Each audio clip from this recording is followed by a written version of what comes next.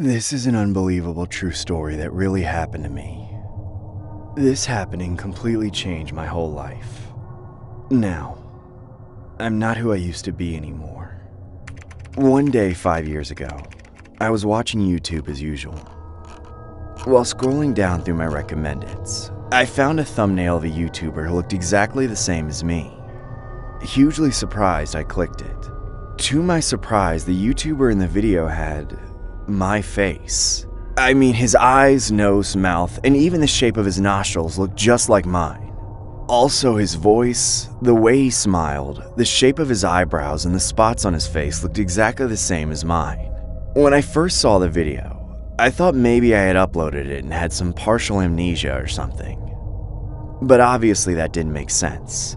How could I have made that many videos and not remember them? I showed it to my parents and friends.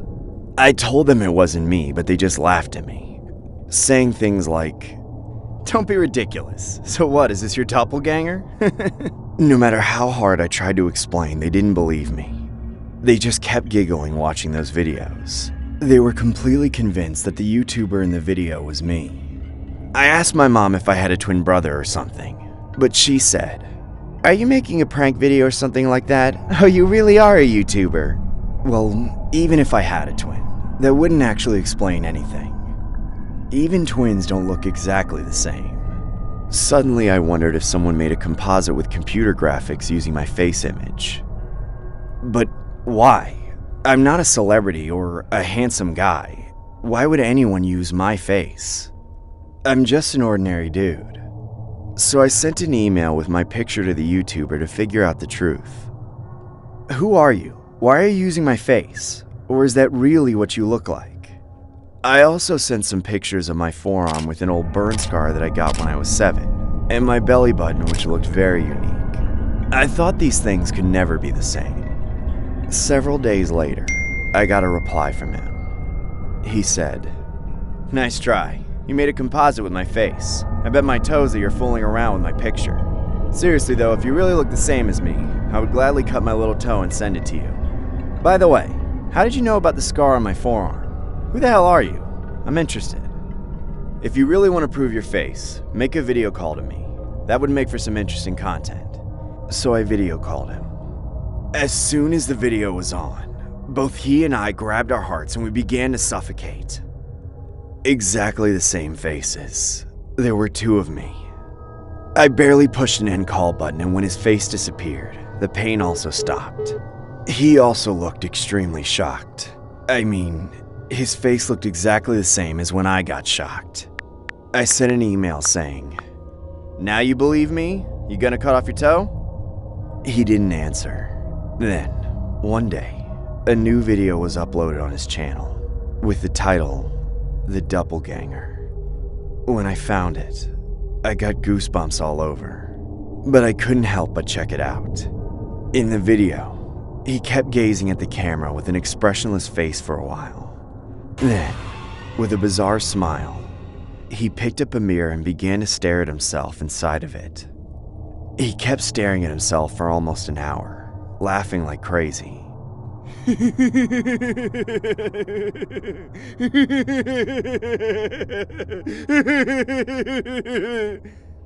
And in the end, he smashed the mirror and shouted, "Is it your face or mine?" It was extremely creepy. After that last video, nothing was uploaded on the channel anymore. Even several weeks since that day, there wasn't any new content uploaded. I got nervous. What if something bad happened to him? A few days later, I got a call. When I picked up the phone, my heart sank. "Hello, sir. This is Officer Ackles. Is this Mr. James speaking?" Yes, this is James. Any problem?" I asked in a shaky voice. What the police said next made me feel like my heart dropped to my feet. "James, a man with the same name as you is missing.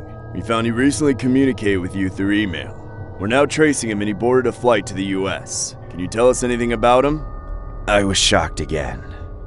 Not only his face, but also his name was the same as mine. According to the police, they found a notebook at his house which was written like this: May 12th, 2017. It feels like I've been disappearing from the world since I met him. My face in the mirror is getting shadowed by the black like a black hole. The mirror doesn't show my face anymore. May 15th, 2017. I am losing my sense of identity. Even when somebody calls my name, I don't know whether they're calling me or somebody else.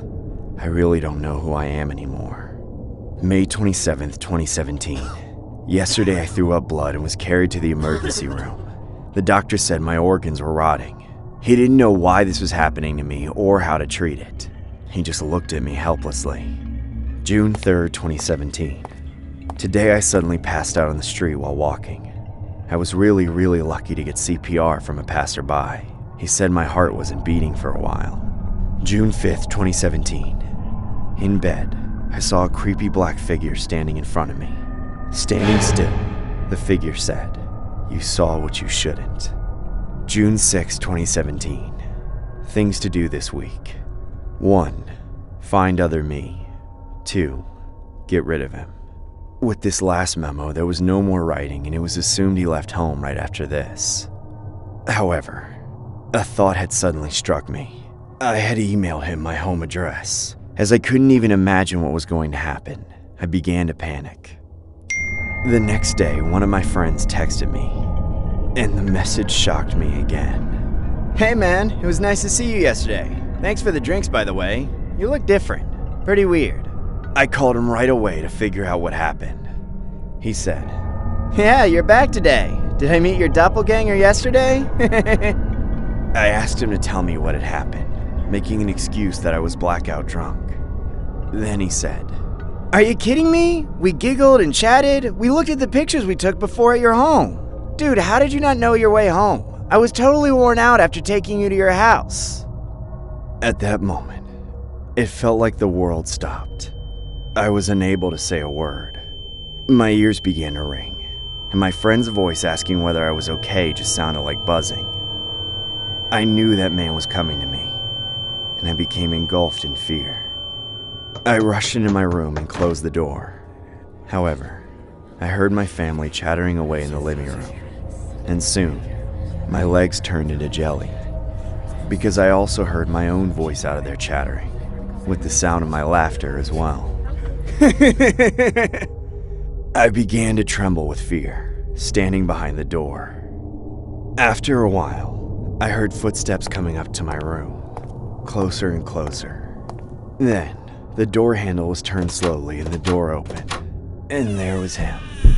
No, me standing at the door. I stood speechlessly, face to face with the other me.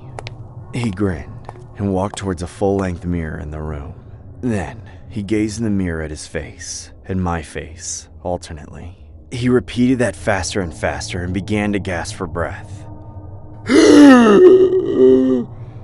"I can't fucking see myself in the mirror anymore!" He shouted like this and suddenly rushed towards me with a horrible shriek. "Ah!" I fell on my back and he shouted while choking me. "Why me? If it's between me and you, then you gotta die! It makes sense that way! Bullshit! Get off of me! Please, we need to talk!" I was almost fainting away. And then, he suddenly stopped and fell down on the floor. He rolled over and over, grabbing his face and howling in pain. His eyes began to swell as if they were going to pop, and his nose bled from both nostrils. His face got twisted and distorted. I also heard the awful sound of his jawbone falling off, and the crunching sound from the bones all in his body. I screamed, absolutely paralyzed by that dreadful scene. While he was screaming and rolling over, the sound of his bones and tendons being broken. But soon, he went deadly silent. When I looked at him, his face had turned into a completely different look and he already stopped breathing. I called 911. Since his face was awfully disfigured, the police had great difficulties in identifying him. Besides, his fingerprints were exactly the same as mine, which totally made the police confused. The police searched his house and his belongings thoroughly and got in touch with his friends and acquaintances. But all of them said they didn't know him. After all this, it was closed as an unsolved case, without any result. To this day, I have no idea who he was. Nobody in this world knows who he was. A long time has passed since then, but I still suffer from nightmares. In the dream, he or I come closer and squeeze my throat. I suffer from that pain to death. Then, when I'm almost at my last gasp, I barely awake from the nightmare. I haven't been able to look in the mirror since then. I'm going to get plastic surgery soon.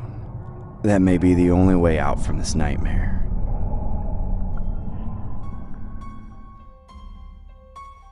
I live in Birmingham, and this happened when I was 14 years of age. My house was situated in the suburban area right next to a dense forest. We had a balcony facing the forest with a glass door from where we could see into the darkness of the forest. One night my parents had to attend a meeting and wouldn't be back until midnight. So basically I was home alone with my brother, who was 11 at the time. We had our dinner and went to bed around 8 p.m. Our rooms were upstairs while the balcony and the entrance were downstairs. It was around 9:30 p.m. when I was scrolling through my phone that I heard a screeching sound from outside my room. I shrugged it off, thinking it was the neighbor's cat or something. Exactly 5 minutes after that, I heard the same screeching sound, even louder this time. I immediately checked up on my brother, who was sound asleep. I went downstairs and found out that it was coming from the direction of the balcony, and when I walked towards it, the sound got louder. I walked closer and took a look at the glass door, and what I saw shook me to this day. There were two men. One of them was cutting the other's arm and using his blood to write something on the glass with the same knife. Exactly at that moment, when they saw me, both of them started banging on the door. I was paralyzed with fear, and in spite of that, I ran to my brother's room and shook him up. He saw the fear in my eyes. We jumped from the window of his room. Luckily, it was on the first floor. We heard the sound of glass shattering as we jumped. Both of us ran until we reached the neighbor's house and called the cops. The cops arrived 20 minutes later. All of us went back to our house to check what had happened. I explained everything to the cops and they searched the whole house but found absolutely nothing except for the broken glass door. I still don't know to this day what would have happened if I hadn't been alert enough and what those men planned on doing with us. This happened to me yesterday. I'm Darshana and I'm 13 years old, and I'm a girl that loves to go on adventures. I love soccer and dance and have won a lot of awards for them. My building is a 6-story building, so we had a dental clinic on the first floor. So they had to go down where the tools were kept, and there was a short circuit in the building and a fire happened, and all the tenants in the building ran out. The police and firefighters came to help, and they rescued 4 people from the top floors.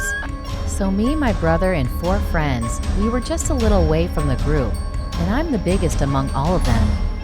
And when I was walking, I saw a shadow from what it looked like someone was chopping something and eating something, so I decided to take a closer look.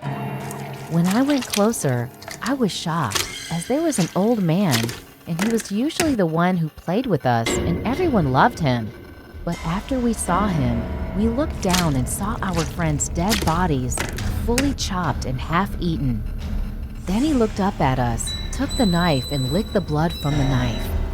And as I said previously, I love adventures, so I tried my level best to fight him. And he was really strong, and I'm a girl, and he thought he could defeat me, but he didn't. But just a little, I got stabbed, and he tried to run behind my brother to kill him, but I threw a stone and kicked him and punched the face of that bloody old man. We tied him up and then showed the police. They were all surprised that I had found the most wanted criminal. They congratulated me, but by the time I fainted and the next time I opened my eyes, I saw myself in the hospital. They all thanked me for saving their children's lives. I just got out of the hospital. I hope he never comes back.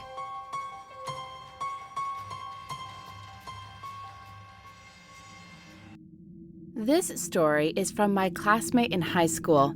He said that this happened to his uncle on Christmas night. His uncle is a dispatcher and was the one who answered the call for this particular accident. He said that at 2:03 a.m., he got a weird phone call from a man who sounded like he was in his mid to late 30s. The man said, "Can you locate my phone? I got lost somewhere between the borders of 2 cities and got into an accident." His uncle asked, "What building or landmark did you last see, sir?" He replied with, "There was this commercial building that looked like only a few offices had been rented from it. That's the last thing I saw, and after that, the only thing I remember seeing were trees."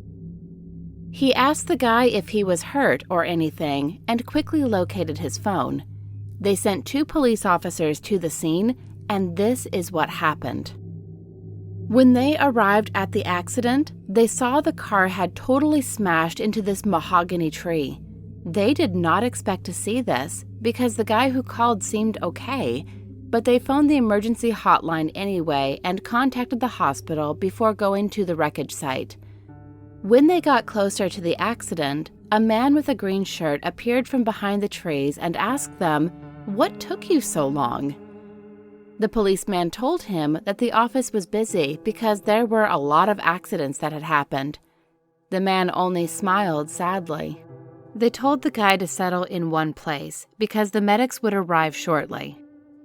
The police took photos of the wrecked car, inside and out. There was this one photo where the man in the green shirt was staring sadly at his car. After the police had finished snapping photos, the man just walked away to the back of his car. The police noticed that the car was completely wrecked, but the guy didn't seem to have a scratch on him. One of the cops turned his head to tell the man to settle in one place as the medics had arrived and they needed to question him. But when he turned his head, he saw nothing but the flashing lights of the emergency car. He asked the other policeman where the guy with the green shirt went, and the other policeman said he saw the man walk behind the car. They searched for the guy everywhere, but found nothing. The other policeman told him that he'd talked to the guy just after they'd arrived and advised the man not to move around too much because it could be very dangerous for him and that the medics would arrive soon, but the guy with the green shirt just stared at him with a blank expression on his face. The car was totally wrecked, so they had to call in more emergency workers to get some help moving the car and also to search for this guy. After a few minutes, when more emergency people arrived to help, they moved the car and were completely shocked by what they saw. The man with the green shirt was pinned below the steering wheel. The 2 policemen were dumbfounded because they had seen the man walk out from behind the tree when they first arrived, and he couldn't have entered the car, but if he did, they surely would have noticed because the door was blocked and opening it would have created sounds. They searched for the photo and found that the guy with the green shirt was the same man as the guy who was below the steering wheel. Although the picture of the guy was blurry, they were sure that this was the man who was in the accident. They investigated and found out that the guy was driving fast because his wife was due to give birth that night.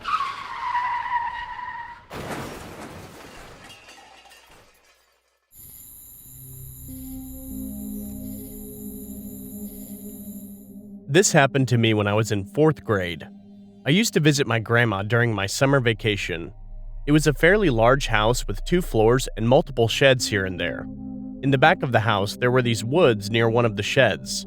As a kid, I used to travel through these woods from time to time as I liked staying there with the trees and the birds.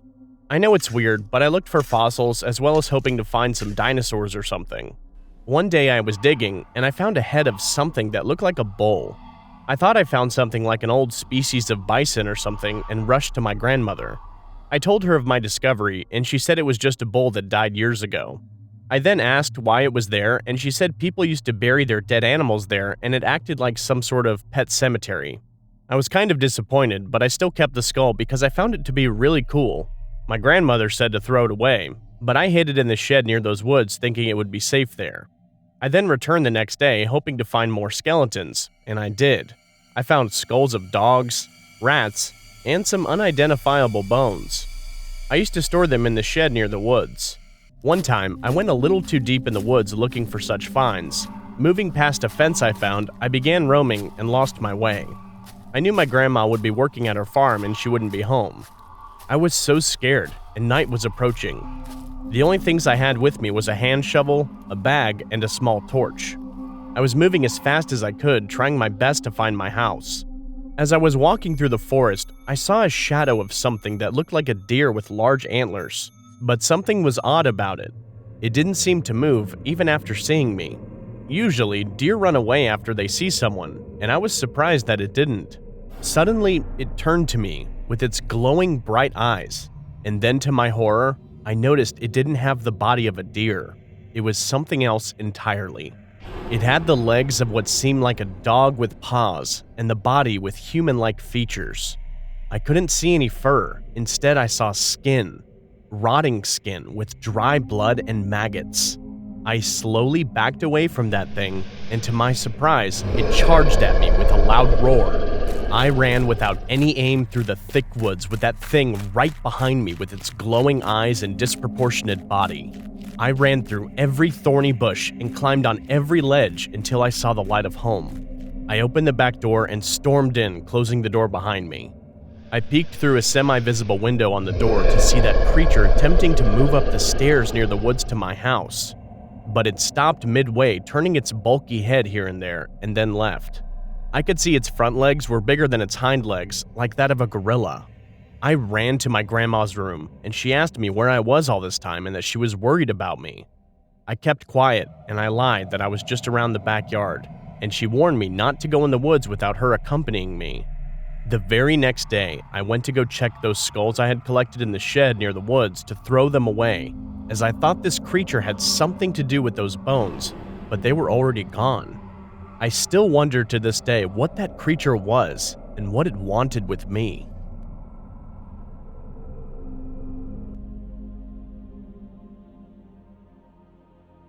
I was playing basketball at my friend's house. We were blasting music and playing basketball at like 7:40 p.m. Then my friend whose house I was at had to go. We had 4 people there, so the remaining 3 of us went to a park nearby. We were just hanging out there when a car sped by me. I actually felt the heat radiating off the car when it passed me. They got out and parked, and my friend said, "You guys gotta slow down, you almost hit us." Then the driver got really mad and started arguing. His friends just recorded the whole thing with me until they pulled him back to the car. We then left a few seconds later, and not 30 seconds after, we left down our street. The car came out and turned down our street and blew past us honking. We told an old lady who was taking out her trash what was going on, and my friends were crossing the street and they doubled back and I yelled at them to get out of the road. Then the same car blew past again honking. Then we were talking to the old lady who was with her son. We were talking about how we smelled beer on his breath when he confronted us, and then the car came back. This time, the driver was in the passenger seat and screamed at us and drove off. A few seconds later, he doubled back and told the old lady their side of the story. They confessed to being 19 and drinking 2 beers before they drove here. We got into an argument with the lady yelling at them. One of them got out stumbling and said, "Don't take pictures of my car." It was pretty obvious they were drunk. They threatened to file a report on us because of racism. The old lady and her son were white, my friends were white and Hispanic, and I was Indian. And the guys in the car following us were Indian too, so I have no idea what racism they were talking about. The scary part is we saw weed paper, cash, and a red liquid on the seats. We discreetly got the plate and filed a report. I don't know what the red liquid was, but my best guess is blood, because it also had an overwhelming rotting smell in their car. I wonder if they were following us to find where we live, because we did sort of witness it and they might have been selling drugs. This happened in the southern United States, so the drugs and everything carry a large prison term combined. I guess they got scared that we were calling the cops and followed us. I think that they did the same to another guy and the stain on the seats was his blood. The rotting smell also might have come from him too. I'm just glad I'm okay right now, because if it wasn't for that lady, I might have never been able to write this.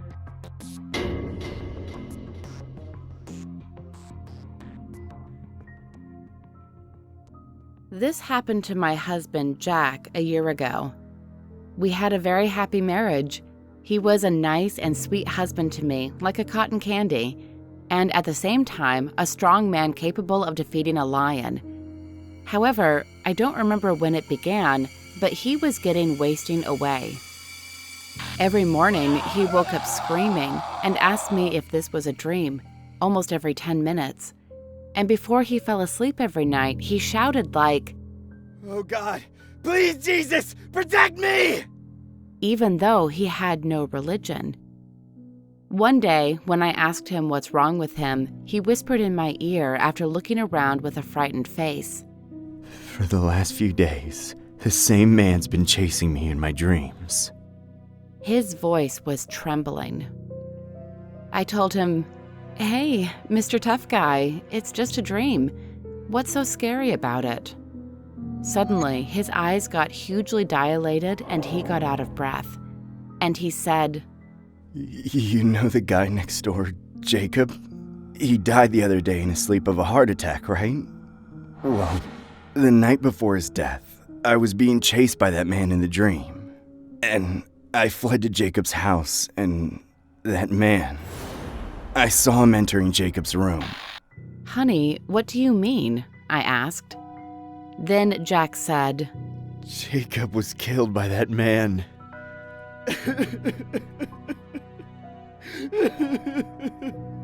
He started sobbing like a 10-year-old kid. A few days later, while waking up screaming again early in the morning, he fell out of bed. Then he suddenly rushed out of the room. I shouted, running after him, "Honey, you are at home. You are safe." And Jack shouted back, No! This is a dream! You are not my wife, you devil! I'm jumping out of this apartment and going back to the real world! and he ran to the window and put his foot on the windowsill. I ran to him at full speed and slapped him so hard in the face. Then he finally said with a shocked look, Oh, yes. You are real. I asked what's really happening to him, and he said the man, this time, chased him to our house. According to Jack, the man in his dream was about 12 feet tall and his head took up almost half of the height. He had 3 pupils each and violet skin. When he opened his mouth, Jack saw hundreds of disgusting black teeth. He was in a black suit and his legs looked like goats. When Jack shouted to him, You're just a nightmare! the man said, I am death. laughing shrilly.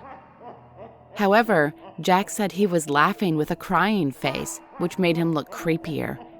While he was laughing, those hundreds of teeth made some ear-splitting sound, like hundreds of metal pieces scratching each other.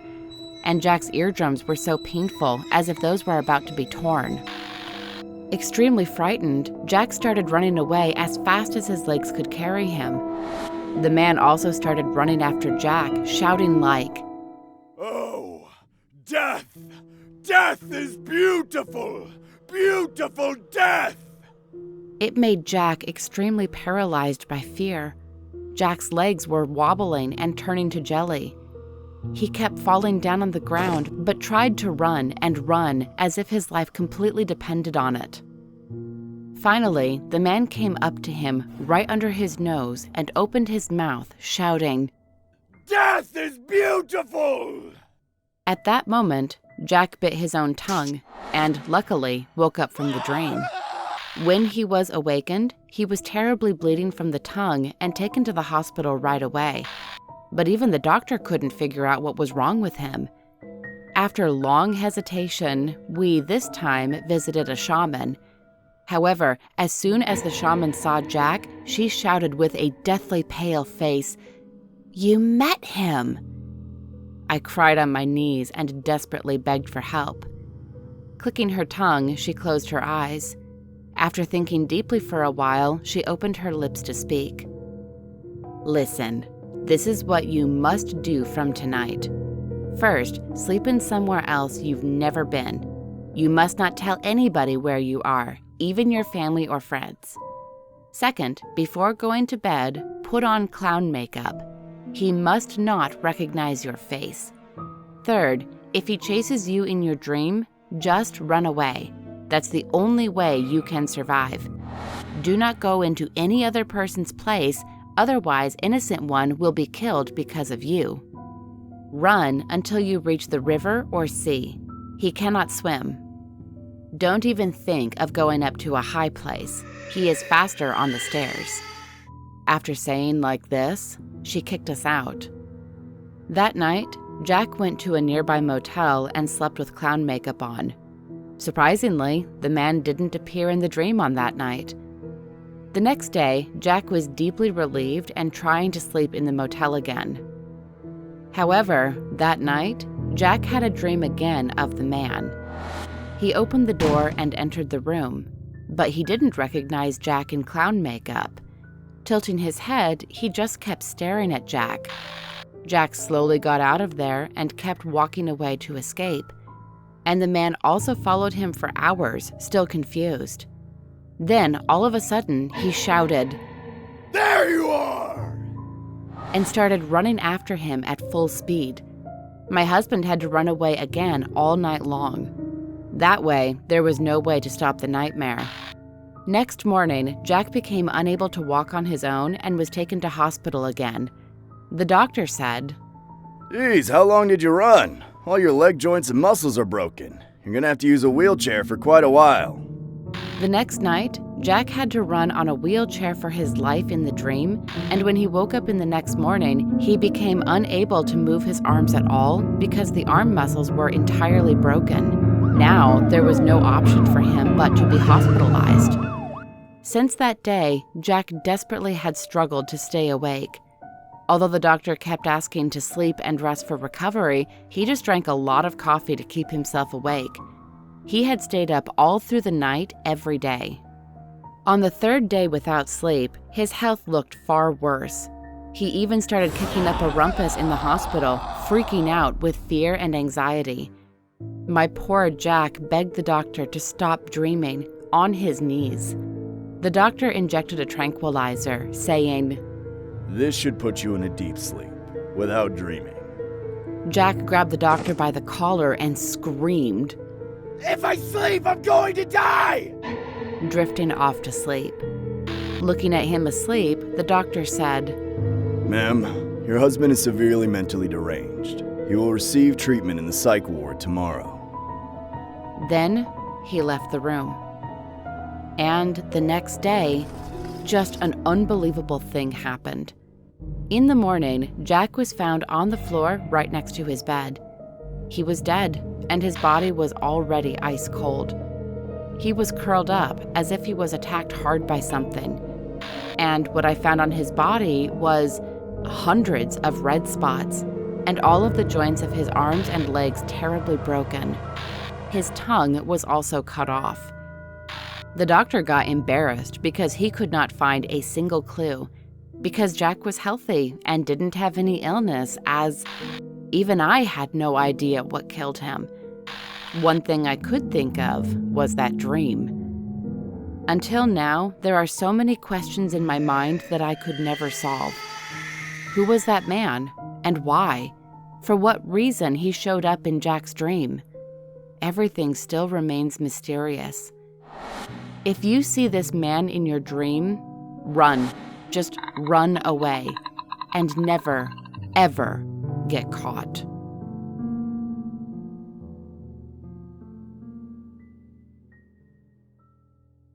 Hi, I am a big fan of your YouTube videos, and I have a story to tell.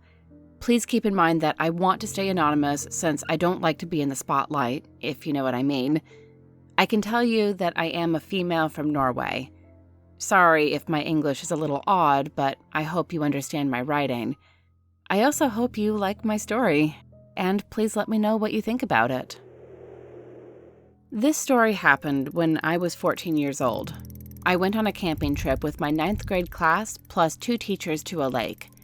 On the day of the camping trip, we rode our bikes from our school to the area. Later on, we were going to canoe down the river to our campsite.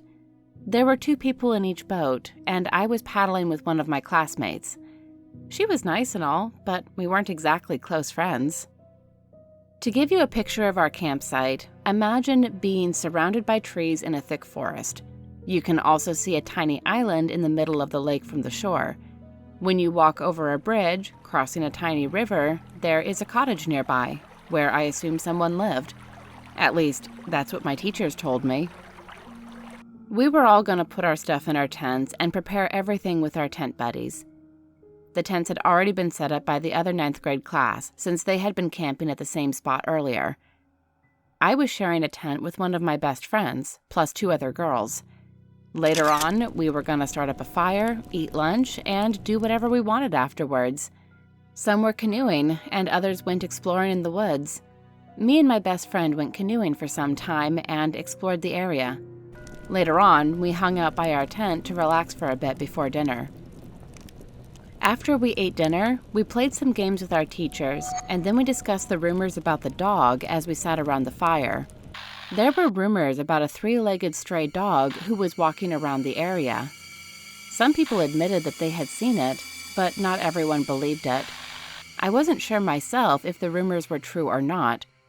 Well, I kind of believed in ghosts and things like that during that time, but I still wasn't 100% sure. Not before that night. The rumors said that the stray dog belonged to a hunter who went missing some time ago. No one found his body, and it's been said that his dog was still looking for him. No one knows what really happened to the hunter, or if he was still alive. Yet, some of us got more scared as it got darker outside. This was in September, so it got darker a little earlier than in the summer. Sometime after talking about the dog, we heard a splash in the water. It was dark already, so we couldn't really see much. Everyone started screaming, and someone wanted to run. One of my classmates thought that it would be funny to prank us by throwing a stone in the water, just to make us think that the hunter was coming up from his watery grave or something. My heart was beating like crazy. That was not a funny joke in my opinion. After we started to calm down, we continued to play games around the bonfire. Later that night, before going into our tents to sleep, our teachers ordered us to stay inside our tents. No one was allowed to leave their tents and explore in the dark. After saying goodnight to our teachers, we remained outside our tents for some time before going to bed. Of course, some of us were still a bit shaken up from that rock in the water trick. Later on, we called it a night, and everyone went to sleep in their tents. I had a little conversation with my friend before we went to sleep.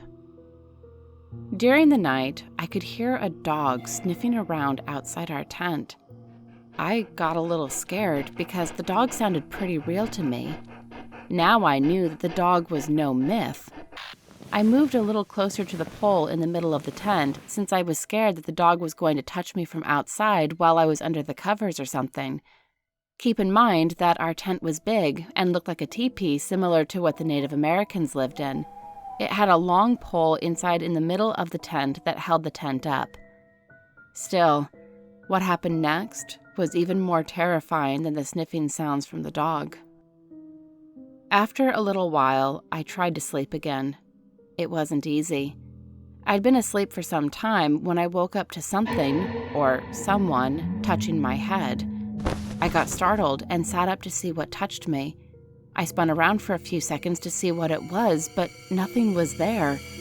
I don't know why, but not long after, I looked at the other side of the tent. What I saw made my heart stop. There was a shadowy figure outside our tent. It was a male with a fishing hat on. He didn't even move. He stood completely still like a statue. One thing that you should know is that we had one male teacher with us on the trip, but I'm sure he wasn't wearing fisherman clothes. I froze. My friend woke up, too, not long after I saw the figure. She had the same reaction as me, sitting there, frozen on the spot. I don't know how, but me and my friend tried to go to sleep despite seeing the shadowy figure. I couldn't sleep for the rest of the night. I pretty much waited for the sun to rise while I was laying in my sleeping bag. The next morning, I went outside our tent to see if there was a bush or something that would make a human shadow of a fisherman. But when I came to the spot, I saw it. There was only a little bit of a mountain that made a wall, and the height was up to my shoulders. There was no bush, no sticks, or anything, only the rope that held the tent up. I got even more confused. How could it have been bright enough to see a shadow in the middle of the night if it was just a mountain wall there? No one was supposed to leave the tent during the night either, and no one could stand there like a statue without moving a muscle. Nothing made any sense about the situation. Did I see the ghost of the hunter that went missing some time ago? Maybe the rumors were true. I didn't tell anyone about the incident, not my teachers or my classmates. I only spoke about it to my friend who'd also witnessed it a couple days later. The others would probably make fun of me or think that I just made it up if I told them. I don't know if my friend thought it was a dream or something, but she didn't seem too startled when I spoke to her about it after we came back from the trip. I can tell you that I am sure I was fully awake that night. I am 21 years old now, but I still remember that incident clearly. Sometimes I still think about what would have happened if I went outside the tent that night. This happened years ago, and I'm still traumatized. A bit of background. I lived in a mix between a suburb and a village, and at the time it was winter, and there wasn't much snow. But it was still cold to freeze your ass off. I was a teenager at the time, and of course I lived with my parents. So I was browsing the internet and was doing a short quiz. You know those, find out what Pokemon you are, etc. And I came upon a fortune cookie, and I clicked on it, and it said, "Beware when walking alone at night." I thought nothing of it, but still, why wouldn't I be aware at night? A few days passed, and I wanted to go to the grocery store. It was night. There were 2 grocery stores in my area. So to get to them, you have to go down a street and then either turn right or left. Either way, there's a grocery store. I went to the one on the left. The streets were silent, streetlights flickering. So I got to the grocery store and I saw it was closed. So I turned around and continued up the street. It's a straight street, so I was able to see anything going up and down the street. And then I saw 2 black figures in the distance. They creeped me out, so I made a right turn and walked back to my house. On the way to my house, I met my friend who was older than me. We weren't really strong, nor athletic. He asked me, "Hey, is the grocery store on the left closed?" "Yes," I said to him. He said, "Okay," and we both went to our homes. And I never saw those 2 figures again, until a few weeks later. I found out a girl was raped, robbed, and murdered at night by 2 men. Her body was found in the woods near our neighborhood. After that, my family and I moved away. I still keep in touch with my friend, but I will never forget that experience.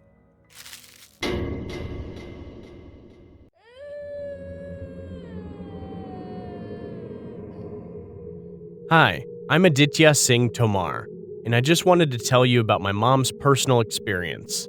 I hope you like it.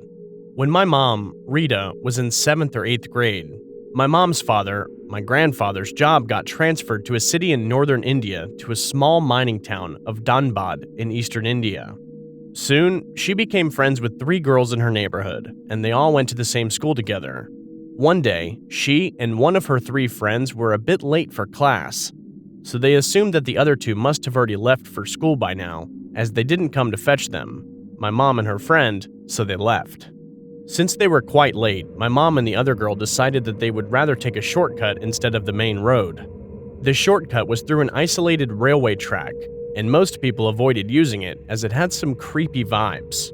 Midway through the shortcut, they saw the other 2 girls, so they, my mom and her friend, assumed that the other girls were late too and called for their names 3 to 4 times. But the other 2 girls ignored their voices and kept walking on the railway track and not on the narrow road beside it. So my mom and one of her friends thought the other girls couldn't hear them, as they were a bit too far away, and they decided to run and catch up with them. When they almost reached their other 2 friends, the other 2 girls gradually walked into the woods on the other side of the railway track and motioned to my mom and her friend to follow them into the woods before disappearing into it. But they, my mom and her friend, decided to stay there as they were already late and didn't have time for anything else. So they called out to them that they were leaving, but there was silence for a few moments. And then suddenly, there was an eerie and creepily loud wailing sound of a woman. The wail had sort of a vibration to it. It scared my mom and her friends so much that they ran far away from that place as fast as they could. And when they arrived to school and entered into the class, The other 2 girls were already present there and told my mom that they had been in class for quite some time, and they never took a shortcut beside the railway tracks because it was haunted, as quite a lot of people have died on those tracks, and the other girls in class attested to it.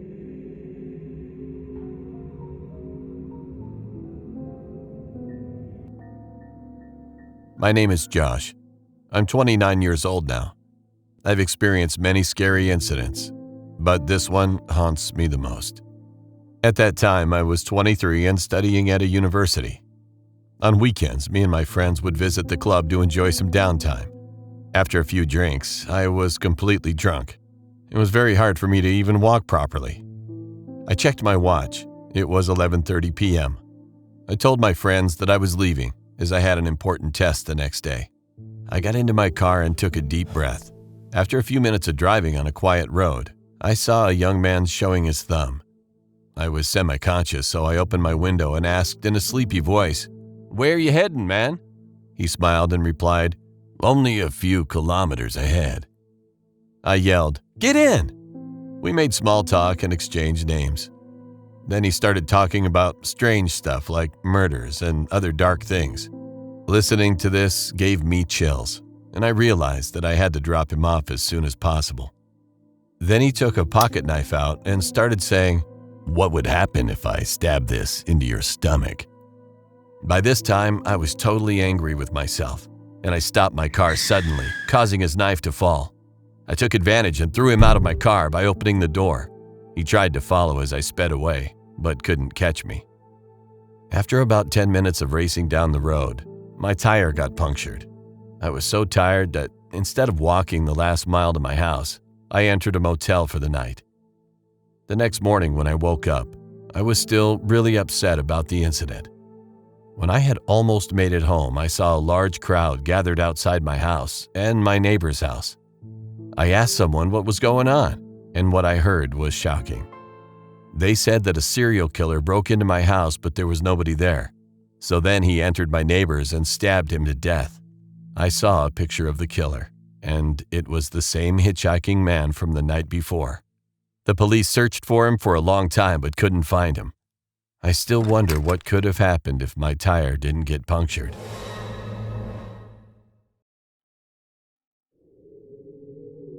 My name's Ethan, and I have a true horror story that happened to me when I was 13. I am currently 15 years old. I woke up in my bed one night, drenched with sweat. I had a nightmare but couldn't remember all the details.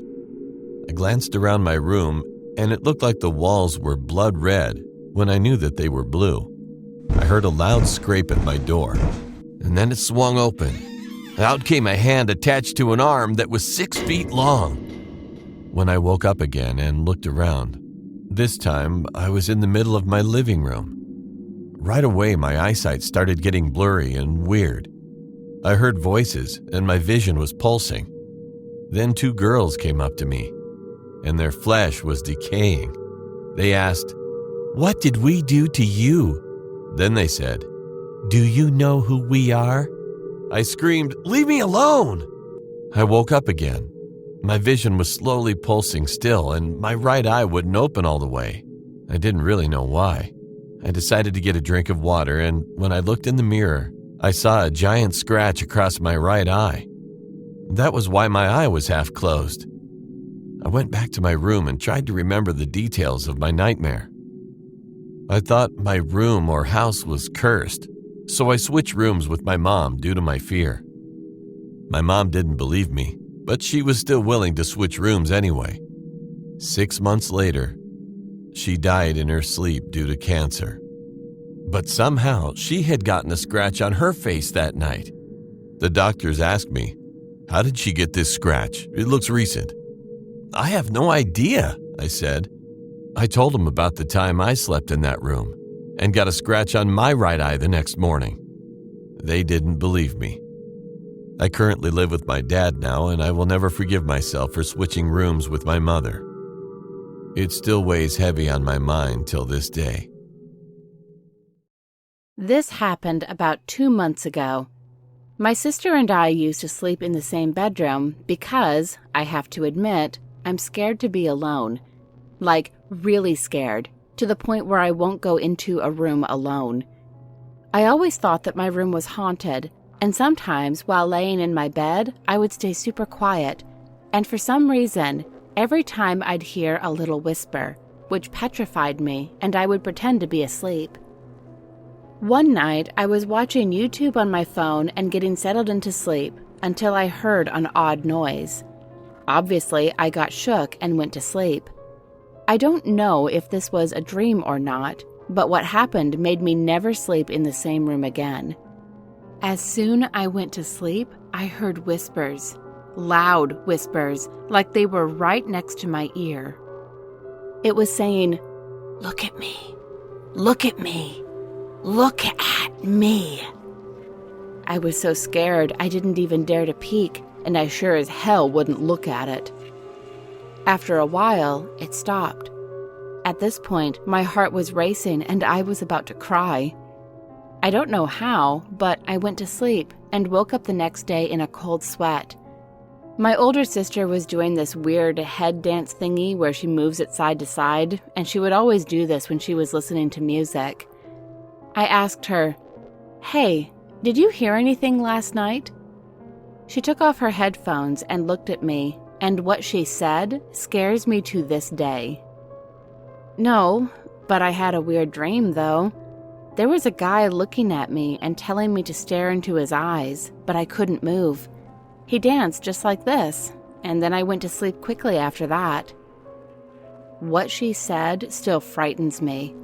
I haven't said a word about this to anyone, but I still wonder, what if I had looked at the thing? What would have happened to me? Hi, my name is Elliot, and I'm with my friend Jeffrey in this story. Little warning, this story is probably disturbing or may be uncomfortable for you. Jeff and I had been friends for almost 15 years now. We grew up in the same neighborhood, and you're probably asking if we ever fell in love. Well, we didn't. We see each other as an unbreakable duo. Anyway, we both applied for our first job at a local mall, but unfortunately, the mall wasn't very busy, so we quit there due to low sales. I suggested to him that we should look in the newspaper for jobs, just like in the old days. So we did, and Jeff found a night shift job at a crematorium. We joked about how everyone was too scared to take a job like this because it was quote-unquote scary, especially at night. So I said, "Let's try it, dude. We're scarier than those ghosts. Ha ha." And we laughed. The next day we went to the crematorium, and surprisingly it was very neat and didn't really look like a crematory at all. It actually felt very fancy and looked really beautiful inside. Every place in the crematorium was epic. Even the restrooms made us excited. I told him, "Yo, we're gonna be the best workers here," and he nodded with a smile and giggle. Because we both knew this place wasn't so bad, we were excited to get to work because we had unlimited food and drinks, and there was Wi-Fi and TV too. All we had to do was burn bodies and transfer them to the cremation jars, and that's it. We had been enjoying this job for nearly 2 months, and nothing really spooky happened until one day. It was around 9 p.m., and we were taking a little break.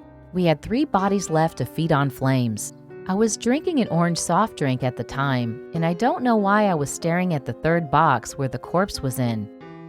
I was just looking at it and daydreaming about random things, while Jeff was watching TV and texting his mom with his back to me. After a few minutes, we decided to get back to work. We carried the boxes carefully to show respect to the dead, because in my culture, we believe in old tales from tribes in the south part of the country. So if someone is dead, we don't joke around or talk about them. We're just very careful of everything because they might come back to haunt us or bring bad luck. We really don't pray for them before cremating them because we really don't know what religion they practiced. I felt like I was hallucinating because I heard a whisper saying, "Pray for me." So I prayed, and I don't even know how. It was like an outside force was controlling me. Jeff couldn't hear me, or maybe he was ignoring me at that moment. After praying, before turning on the start button, I sprinkled holy water after 3 throws. My eyes got big and I dropped the bottle. I looked at Jeff and he asked why, and I told him, "Where did the holy water come from?" Jeff looked surprised. and asked, "So this rosary isn't from you?" And he opened his hands, and I was expecting to see his clear palm where the rosary was, but instead we were shocked to see a satanic symbol carved into his palm, and it was bleeding. We both became paralyzed in fear as we didn't know what was happening until we heard our boss. He gave us our bonus salary and brought us food, and he eventually left. We tried to forget about that moment for a while and tried to focus on playing some video games. However, it was kind of hard because Jeff's palm was bleeding as we were playing the game. By now it's around 10:30 p.m., and Jeff and I secretly take naps until 1 a.m. usually, so we must finish this task. When we get back there, we saw the second box opened.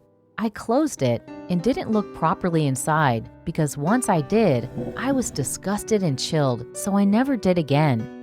As we were burning the first body, Jeff started to hallucinate. He's telling me that I'm whispering to him even though I'm not, and I'm 5 feet away from him. Jeff, let's be smart. In all the movies we've watched, we know what's possible and what's impossible. It's just the two of us here, and I'm too far to whisper to you, so you know it's not really me. He said this while putting the bandage on his palm and sarcastically smiling because I'm also feeling a chill. We have to wait 1 to 3 hours for the body to turn to ashes. So it's almost 1 a.m. and we still haven't taken a nap yet, so I'm getting cranky. The hell, because we haven't had our nap tonight. We'll surely have more customers later and we'll end up being here all night and day. Jeff tried to calm me down. I look back and the damn second box is open again, and I was mad because I know I closed it. Now I'm really confused. I open the box in half and the body is missing. I screamed and looked at Jeff and saw him escaping from the window, and I yelled, "Where are you going? Don't leave me here alone." I was so angry and sad at the same time. My tears automatically were flowing. Every time I'm angry, my heart beats so fast, so I just throw anything I see. But this time, I felt betrayed. Jeff shouted, "They're gonna kill us both. If you want to come with me, let's get out of here. Forget that stuff and come on quickly." I ran and closed my eyes till he held my hands and we ran to a convenience store. He bought me some water and we sat inside. I asked him, "The place is gonna burn down. What are you thinking, Jeff?" My face was so near him, I wanted to slap him. "Let it burn down," he said. I was shocked at his answer. He never spoke like this. He always cared and was empathetic, but this time he seemed heartless. I asked him then, "What do you mean they try to kill us?" He replied, "I killed the man in the second box. He was disguising his voice in a female voice, in your voice, and was saying things like, 'You killed me. You killed me,' repeatedly in a manipulative, sad voice." I really didn't know what to say, but I believed him. And I know that he'll open up to me since we're close friends, so I asked him, "How? What?" He said, "I was fishing one day with 4 male classmates. I saw him from the back of our wood house, but I ignored him at first. So we decided to make a bonfire and stayed outside and enjoyed the serene nature around us. The lake was so clear and the sky was so beautiful and the stars were luminous. We decided to go and tell stories till we fell asleep. I woke up in the morning alone and it seems they all had left me. I only saw my bag, but also saw Eric's bag, so I felt relieved. As I went to check, a hand grabbed me and it was that guy, and he's naked and he keeps shutting my mouth. In short, he was trying to rape me. There was a little tree beside him, so I let my dark side control me. I smashed his head to the tree, and when he fell down, I grabbed a big rock and dropped it on his head. I wasn't done yet. I cleaned his skull. I removed his organs there and put it in a trash bag to study later on. I didn't hide his body. It was still there when we left. I was surprised by this story. I had no idea about him studying these things. I couldn't move and believed that I'm friends with a psychopath. But instead of staying away or leaving him, I hugged him and cried. I'm not sure why, but that's what I did. That's all I remember for now. Today we live together. He's like my little brother, and I'm helping him to cure his mental disorders. We also started babysitting his niece and nephew and quit our other job. Surprisingly, when our boss came back, he saw nothing but cleanliness.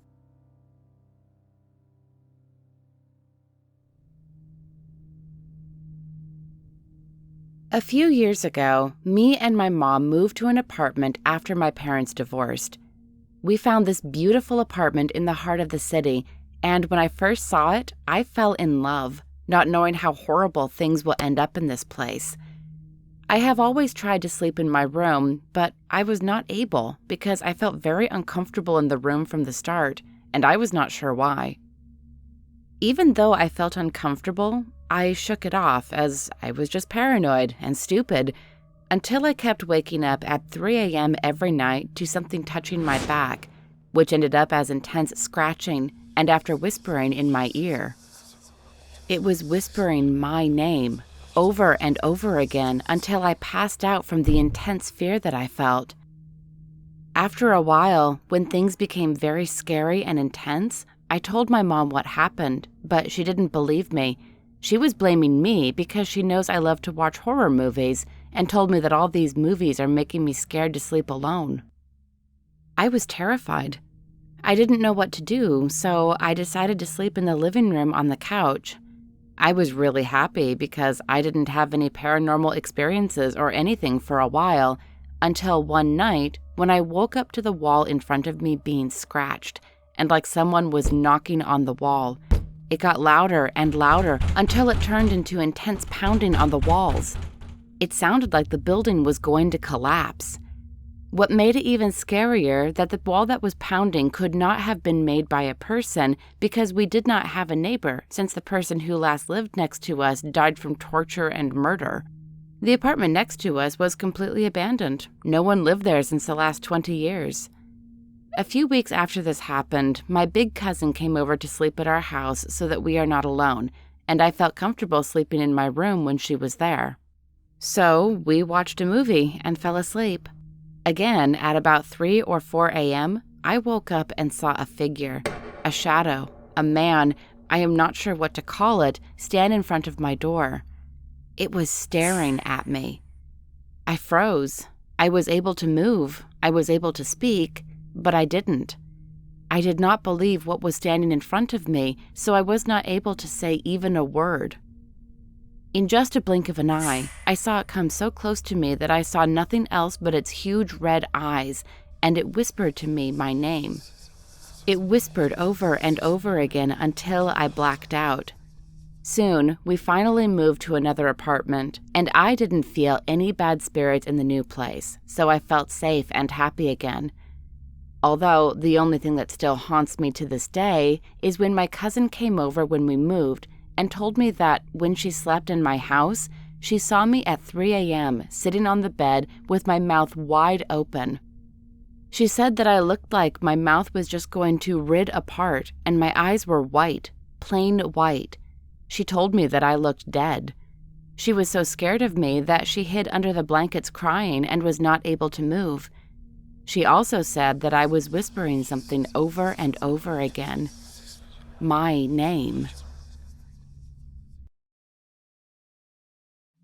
My name's Oliver. I'm now 23, 24 on August 22nd, and I go by he, him, they, them as my pronouns.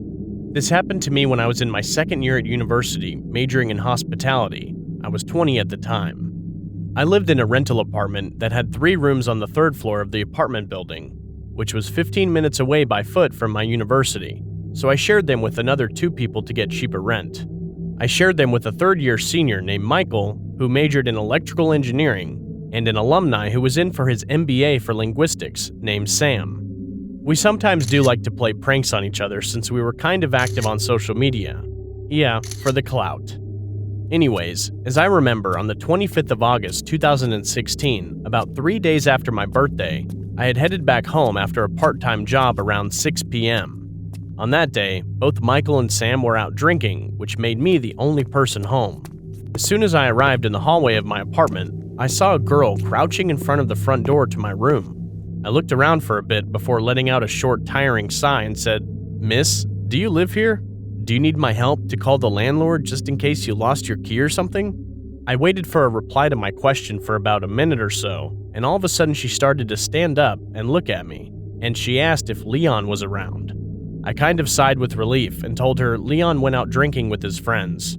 If you would like, you can wait inside. She then smiled and nodded her head.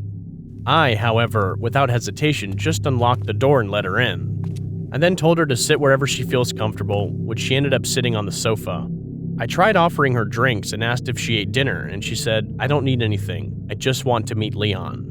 I raised my eyebrow a little, and I proceeded to ask what her relationship was with Leon, and she told me that she was his girlfriend. From what I know about Leon, I've never seen him go on a date, or even talk about his dating life. All he ever told us was that he used to date a girl 5 years ago when he was heavily drunk a few months back. I then just shrugged it off since I wasn't interested in prying into someone's love life. I then asked her if she tried calling Leon, and she replied with, "I don't have a phone with me." I then raised my eyebrows again with a questioning face. I mean, it's 2016. Anyone her age owns a smartphone at least. I then just grabbed my phone out of my pocket and offered it to her to use it to call Leon, but she refused and said, "I think I'll just wait." I then said, "Are you sure? They'll be pretty late. Maybe leave a text?" But she replied with, "No, I said I'll wait," sternly. So I let out a sigh and said, "Look, lady, I'm tired, but if you insist on waiting, at least text him." I then waited for her to reply, and all she did was turn to the left side and stare out the window. I soon then just gave up and told her I'll be going for a quick shower. I brought my phone along to the shower and texted Leon about his girlfriend, and then I hopped into the shower. About 25 to 30 minutes later, I received a call from Leon. I was done with my shower and putting on my shirt and shorts, and I answered his phone call with him saying, "Hey, read your text. Is this some kind of half-assed prank? I'm not dating anyone currently." I replied to him, "I feel like I'm being pranked here. She insisted on waiting for you. She told me she's your girlfriend." He then asked me what her name was, which I never got to ask her.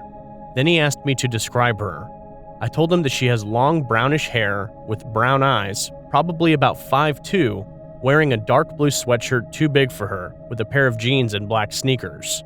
Soon after hearing that, Leon stayed quiet for about 5 minutes. I asked him, "What's wrong, crazy ex-girlfriend?" while chuckling. He then said something I didn't expect to hear. "Ollie, that girl, she sounds like she was my girlfriend from 5 years ago. She died from jumping off her family's apartment building." I stayed in silence in shock. Sweat started breaking out. He then said, "Just don't do or say anything to her. I'll be back in a few minutes, but don't hang up." I then could hear him running through the phone. I, on the other hand, didn't believe him, thinking it might be a prank. I went out of the bathroom with my hair still kind of wet, and there I saw her standing on the rail of the balcony while saying, "I'm never good enough for him," while tears were running down her face. Upon seeing this, I threw my phone down and ran close to the balcony entrance and told her to come inside desperately. She only turned her face toward me and smiled and said, "He will never find happiness," and jumped off. I screamed while trying to grab her, but only missed. I closed my eyes in fear, then opened my eyes to look down and see nothing. That girl who jumped off was nowhere to be found. Soon after that, Leon arrived, panting, and he saw me on the balcony and walked towards me and asked where she was. I told him what happened. He sighed in relief and told me that he's been seeing her in his dreams, and sometimes would see a silhouette of her from time to time. It was probably because he kept that dark blue sweatshirt she had wore when she jumped off, which originally belonged to Leon.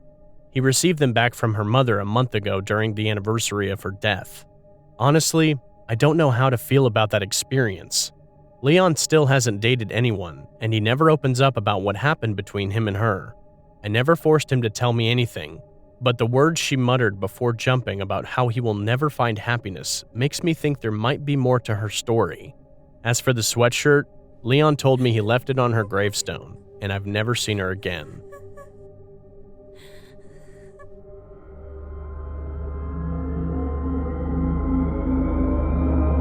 This story is about a female student on her way home. She was just on her way home from school and walking as usual. This was almost past 10 or 11 p.m., and not a lot of people were nearby. There was this one narrow street, a shortcut that she usually passed through because it was faster to get to her home. This narrow path sits in between an establishment and another wall. The street is quite long, but just short enough for you to see the end of the path so you can see the street light from the other end. When she was passing through the narrow alley, she noticed a man casually just standing and blocking her way. The man had on a hoodie and a cap and was looking down, so she couldn't really make out his face. She thought nothing of it. Maybe the guy would just get out of her way once she got near him. She just kept on walking, trying not to make eye contact, and when she was in front of the guy, he wouldn't move. He was actually just looking at her. His expression was almost like he was confused and scared. She asked him politely to move, and it took him a few seconds to respond, but he did. The man just leaned on the wall and let her pass through. She was creeped out, but just shrugged it off and thought that maybe he was just some homeless guy. The next morning, she was watching the news before she went to school. When she saw what she saw, she cried immediately. Her mother asked her what was wrong. The news said there was a girl who was raped and murdered on her way home while passing through the narrow street that she'd just passed through last night. The time this happened was just minutes after she'd passed through the street. When she saw the suspect, it was the same guy from last night. She couldn't believe it. She felt so terrified and guilty at the same time. She told her mother everything and convinced her mother to call the police and to give her statement about the guy. She was so shocked, but also wondering why he didn't hurt her. Why did he spare her? She couldn't sleep, not knowing why, so she convinced her mom to let her to talk to the guy. When she met him, she asked him why he didn't hurt her. They met first before the victim. To her shock, he was actually nervous seeing her again. He then explained that when she appeared on the street, he noticed immediately that she somehow looked so bright, almost like she was glowing. The nearer she got, it became more and more clear to him. She actually had an unusual shape on her back, almost like she had wings, like an angel was behind her, and she was glowing so bright he almost couldn't see the face of the girl. He just let her pass through because he got scared. She didn't know if she could believe the guy or not. Maybe he was drunk or high, but whatever it was, she was so thankful that it happened because it definitely saved her life. This story is a true story that happened to my dad, who we will call John, when he was serving as a young police officer in the 90s. I've only heard the story one time, as he doesn't like to talk about it to this day, as the events that occurred disturbed him so much. Now, my dad is a big guy, being 6'1" and over 225 pounds. He was in his mid-20s at the time. Now, being a police officer, it was John's job to patrol the streets, especially the worn, dusty roads in the back of town. Mind you, the houses back there are few and far between, and are very secluded, as this area of town is covered by woods, and are at least 20 minutes from the rest of civilization. When John was patrolling one of the roads in the back of town, it was just after nightfall, and the area became extremely dark around him. While driving, John suddenly saw a little girl standing on the side of the road, not far from the trees that line the woods. The girl was described as being between 6 and 9 years old, and was wearing a white gown and was barefooted. Of course, John stopped his car immediately, seeing this little girl in the middle of nowhere after dark with no one else around. He called it in over his radio what he saw and stepped out of the car to talk to the girl. He never saw her face, as she had long hair that mostly covered it, and he could not make out anything distinctive. Though when he called to the girl to come to him and that he was a police officer and there to help her, she ran from him and went into the dark woods. John followed her into the woods, calling out to her to stop. And what was strange, though, is that he was never able to catch up to the little girl. In the dark woods, all he could see was a trail of her white gown flitting between trees, leading him deeper and deeper into the woods. The girl led him directly into a clearing in the woods, where he saw brick steps that led to nowhere, right there in the middle of the clearing. As John looked around, the little girl was nowhere to be found.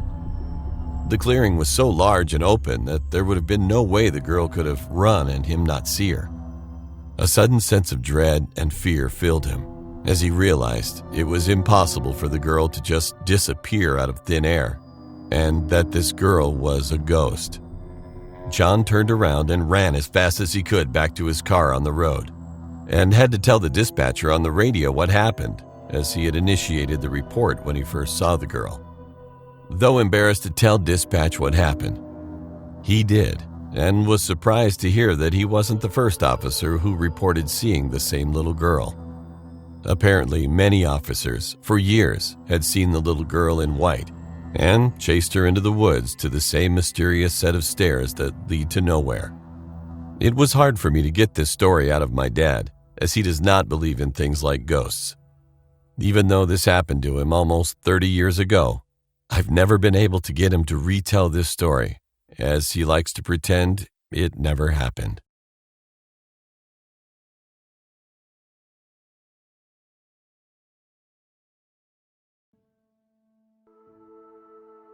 A small bit of background that is relevant to the story before I start. I'm a father, and I was tragically put in a position to give my daughter up for adoption at 6 months old. The family that adopted her keeps me in the loop, sending me videos and pictures of her. Keep that in mind as I tell this story. This takes place 4 years after. I was out deer hunting in northwest Alabama, about 50 miles from the Georgia border. My hunting trip started like any other, gathering supplies, packing up, and checking with all the necessary outlets, so if something goes wrong, I can get picked up. I left at about 5 a.m. I got to my destination around 4 p.m. to a hunting lease a buddy of mine had. I then began my trek to a tree blind. Once I got there, I set up my sleeping area and headed off into the woods to find wood for a rocket stove. I found the wood pretty quick. Then I made it back to camp for an evening of relaxation and peace. Before I called it a night, I was sitting around watching some videos of my daughter playing and talking until I got tired and decided to climb into the blind. This blind was about 12 feet in the air, mind you. I was gonna get some shut-eye. I ended up falling asleep rather quickly to the sound of the forest. I woke up in the middle of the night to dead silence. The entire forest was deathly quiet, as if it was waiting for something to happen. The night air was cool on my face as I sat up. Under any other circumstance, it would have been a nice night if I didn't know that a predator was around. While I sat there waiting for any noise to come through, it was as if the night had died. After about 5 minutes, I decided to ignore it and try to get some more sleep for the hunting tomorrow. It took about 30 minutes before I started to doze off again, when I heard something that shook me to my core. I heard my daughter's voice. At first, I thought I was hallucinating, but about 30 seconds later, I heard it again. This time, it was close enough to understand what was said. "Daddy, where are you? I'm scared. Help me." It was unmistakably my daughter's voice, only it sounded all wrong, like it was a recording. I checked my phone, but it was turned off to conserve battery. It was a rather bright night, so I decided to peer out of the blind to see if I could see anything. In my head, I wanted to see what was using my daughter's voice. She was 600 miles away from there. There would be no way she was out here with me. This tree blind was set up in such a way to make it really hard to see at this time of night. It overlooks an area where trees were few. They were about 20 feet apart, so there was plenty of moonlight beaming through the branches and reaching the forest floor. At first, I saw nothing but empty woods, but with whatever was using my daughter's voice getting closer, it was only a matter of time. About 5 minutes passed, I heard it again. It seemed to be coming about 50 yards north. I turned my head to look in that direction, and I stopped. My breathing froze. What I saw in front of me was a 7 to 8 foot tall alabaster creature sniffing the air. It had no hair, and it appeared emaciated, like it hadn't fed in about a week. It had long, lanky arms that ended in human-like hands. As it sniffed the surroundings, I felt as though if I even thought about making noise, it would find me, and I would never make it home. Watching it sniff the air for some time, I saw it walk about 100 feet. Then it said again, "Daddy, I'm scared. Help me." This time it sounded more hurried, like it knew I was somewhere around there. I refused to look away as I watched this thing walk off. After about 10 minutes, the sounds of the forest started up again. I let myself relax for a second. Once I did, my entire body ached. I must have been tensing up really hard for a long time. Needless to say, as first light came, I got out of there, and I refused to go back. I've told this story to native friends when I got home, and they think it's a Wendigo, but I'm not too sure. All I know is I will never be back in that area of woods ever again.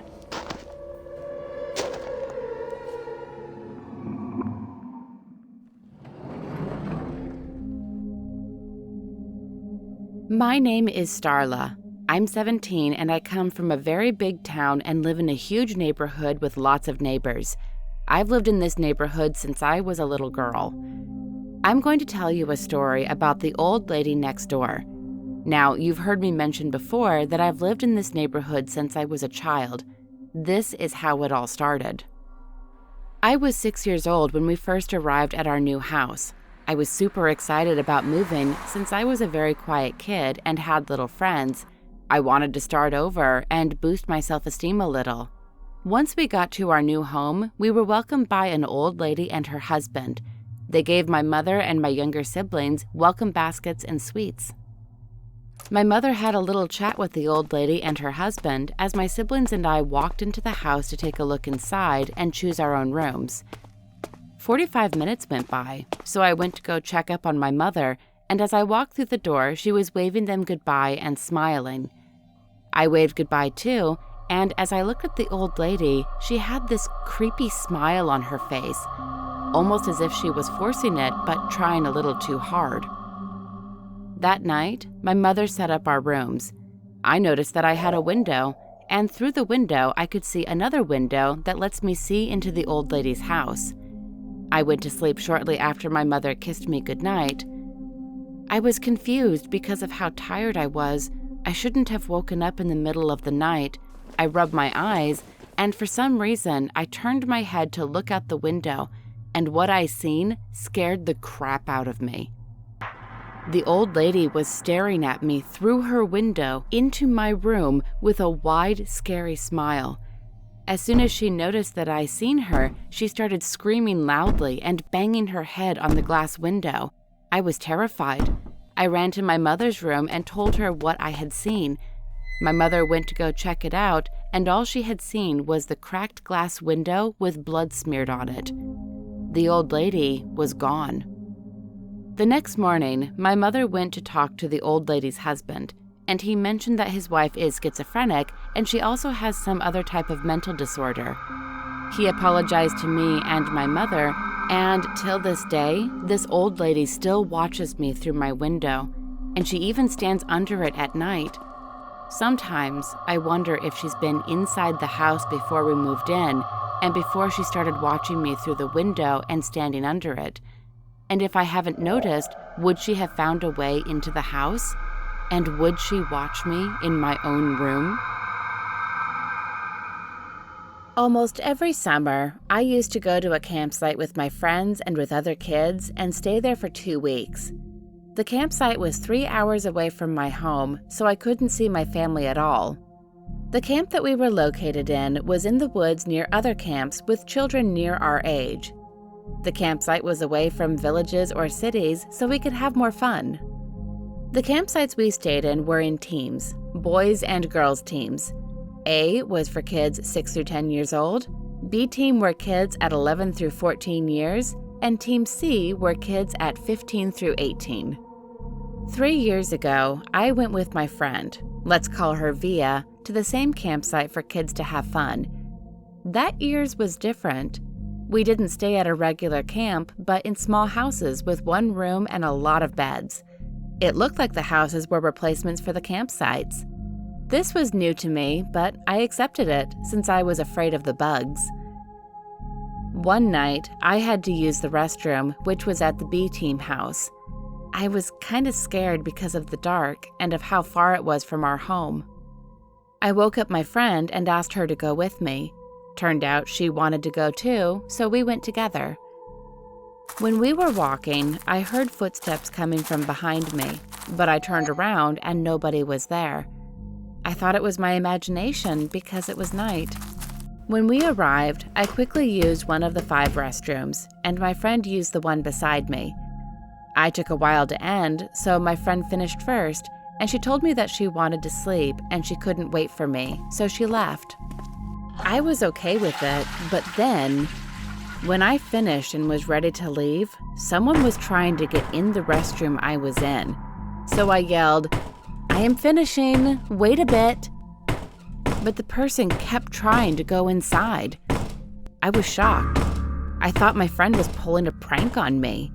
We were very close and we used to prank to each other, so I calmed down and yelled at her, "Stop the prank, it's not funny." The person didn't stop trying to get in. At that point, I froze. I didn't know what to do, so I opened the door really hard so the person who was trying to get in would get hit and stop them for a bit. I ran to my house as fast as I could. At some point, I looked behind me and saw a tall man running behind me with a piece of wood, so I ran even faster to the point where I couldn't feel my legs. When I arrived at my house, no one was behind me anymore, but I yelled at the housekeeper, who was 21 years old, about what happened, and she immediately called for help. That night, I slept because of how tired I was without thinking about what happened. The next morning, we saw the police arresting the man I saw.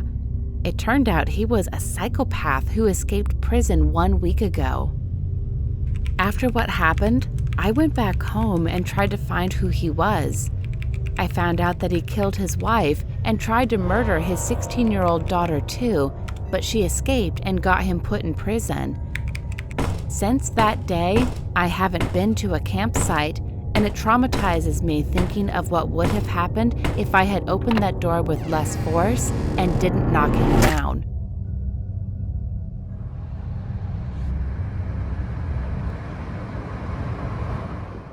There's this girl who was studying in a very popular university here in our country, Diliman, University of the Philippines. This university is very huge and has a lot of campuses. You need to ride a jeepney, a popular public transport here in our country, for you to be able to get to where you're heading on time. There are different jeepneys to every route. One night, she was heading to her dorm after a late-night study. She, of course, rode a jeepney. This was almost midnight, and there weren't a lot of people going to her route, so she was all alone in the jeep. She got on the jeepney, then it started to move. Everything was going fine until a few minutes later, she noticed the driver staring at her so intensely. He was staring at her in the mirror, then tried to look at her directly a couple of times. She became uncomfortable and just tried not to make eye contact. After a minute, she looked at the driver again just to see if he was still trying to check her out, and to her shock, he was still excessively looking at her for no reason. He would try to alternate looking at the road and at her since he was driving, but the way he was looking was so terrifying. It almost looked like he was trying to keep an eye on her. She then slid far from the driver's seat and tried to just look outside, even though it was so dark. She was almost at her destination when she noticed that the driver wasn't actually driving to where her dorm was at this point. She was so scared, but tried not to make it obvious and told the driver, "Mister, this isn't where my dorm is." At this moment, the driver wasn't looking at her anymore and was just focused on the road. She noticed his facial expression. He actually looked like he wasn't hearing her and seemed very scared.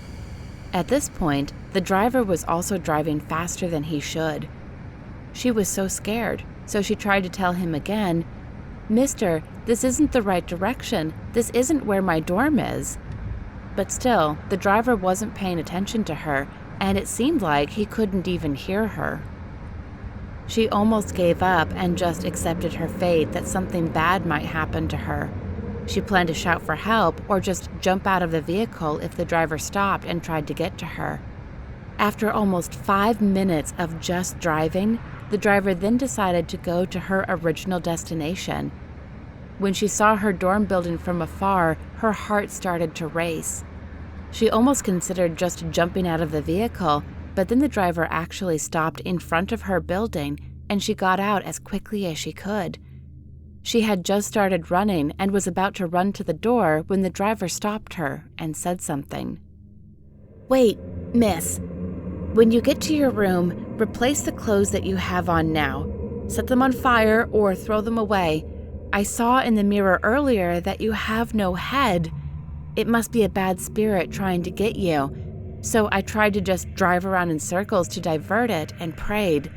I didn't drive to the right direction until I saw that you got your head back. Be extra careful next time." She was so shocked when she heard this and didn't want to believe it. It turned out the driver couldn't hear her because she had no head. She got to her room, woke up her roommate, and told her everything. She then proceeded to take the driver's advice and throw away her clothes. She was so thankful for the driver for what he did, but it was indeed one of the scariest things she experienced.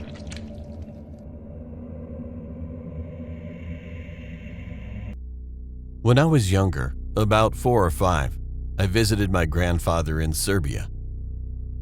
He wasn't the brightest man, nor was he a bad man. I've heard stories from my relatives that he smoked cigarettes as much as you'd breathe in a day. He drank rakia, a Serbian alcohol, as if it were water, and he hid secrets worth killing for. As I mentioned earlier, I paid him a visit when I was little. It was my last visit to him because he passed away a year later. I remember he told me stories of what he'd done in his early years. He served as a hunter and taxidermist in his 20s, back in Bosnia before he'd moved to Serbia, where he served as a cop for 10 years. Then the bombing of Serbia broke out, which resulted in him serving as a soldier there. It was my last day staying there before I had to leave, and he requested that we go on a walk while my mother stayed at home assisting my grandmother with preparing dinner. I was a little rebellious at that age, and I kept on wandering off or bumping into his cane, things like that. I could tell he couldn't take it anymore when I saw the eerie expression on his face as he told me a gruesome story. "When I was a hunter, I took one of my nieces on a walk in the woods to shoot down an animal of her choosing. He intended to taxidermy it for her upcoming birthday. So she decided to explore the deepest part of the woods in search of a wolf. I tried warning her, but she ignored me. I decided to wait for her. She hadn't returned, and it had already started to turn dark. I screamed out her name, but didn't hear a response. So I searched and searched and searched till I came upon a stench behind some rocks. I trudged toward it only to discover something horrible. She had long been dead, with maggots feasting upon her flesh. 2 vicious eyes peered out from a near bush. A wolf unveiled itself with a huge chunk of carrion in its mouth. Soon enough, I realized it wasn't carrion. It couldn't be. It was too huge to be a rabbit or a fawn. I ran and ran until I was out of breath. We had come to the end of our walk, and without a word, he walked inside his house. It's been many years since I brought up anything about him, but the one day I did, I will never forget. I was clearing out my garage with my father. He was my grandfather's son, and spotted a taxidermied owl that belonged to my grandfather. "Hey, I remember this. This was Grandpa's taxidermy gift to us. I remember when he told me the story of how he brought his niece with him on a walk and she got eaten by a wolf." I thought nothing of it. I brushed the story off as a fable he'd used to scare me into behaving. My father looked pale. He explained that his cousin, the niece in the story, had never gone on a walk with my grandfather, but rather went missing when my grandfather visited her. It all added up to he was never looking for a specimen to taxidermy for her. He was looking for a way to get rid of her.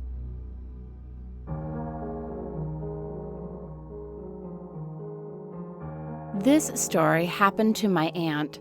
She lives next door to our house with her daughter and husband, so we can easily contact them if needed. She is a school teacher, and her school is so far from her home that she rents a house near the school. Her family stays in the house next to ours full-time, but my aunt lives at the rental for 6 days a week and spends 1 day with her family. Last month, when she was back in her family home for lockdown, she started acting strangely. She wouldn't eat anymore and refused to talk to anyone. One day, I decided to go to their house and visit her daughter. To my surprise, I saw that she was laughing to herself and talking with her shadow. I got goosebumps when she turned to me, gave me a predatory smile, and said, "Who are you?" Her husband noticed her strange behavior and called a shaman. She arrived and checked my aunt and said someone had black magicked her and there was a ghost behind her that was controlling her. Then the shaman led my aunt into a room. After 3 hours, the shaman came out and said that the ghost will not agree to leave her body unless we give it goat's blood. The next day, my uncle bought a goat and killed it next to a haunted jungle and gave the blood to the shaman. What the shaman did next, I still don't know. My aunt got better soon after, but I'm still afraid to talk with her about the incident. I wish I could say this was a made-up story, but every word is true. I'm May, and this is an event that happened in my life that haunts me to this day.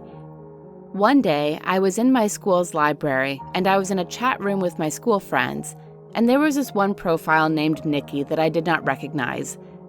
I asked my friends about it, and they didn't know her either, so we kicked her. After school, I grabbed some food and did my homework at a cafe. While I was doing my homework, I got added to a group chat named Best Friends. I noticed that Nikki was in the chat. I said hi and asked her who she was. "I am your new best friend." I responded by asking again, "Who are you?" She said, "Why did you get your coffee without me, best friend?" I looked around, but everyone was on their phones, so I couldn't have known who it was. But there was one girl with dark hair and dark eyes with this creepy smile. I didn't want to judge people based on their looks, so I just forgot about it and rode home on my bike. When I got home, I took a shower. While I was showering, I got the feeling that someone was watching me. I hopped out of the shower, and out of the corner of my eye, I saw a figure run past my window. At this point, I was getting really scared, so I told my friends about it, and they said I was just being paranoid. That very night, I woke up to a loud smash in the living room and a shrill scream. I grabbed my metal baseball bat and dialed 911. I would have told my parents, but my mom was on a work trip and my dad was taking care of my grandma. I creeped downstairs to see that same girl from the cafe. I screamed at the sight of a butcher's knife in her hand and hit her on the head with a bat. She wasn't fazed at all.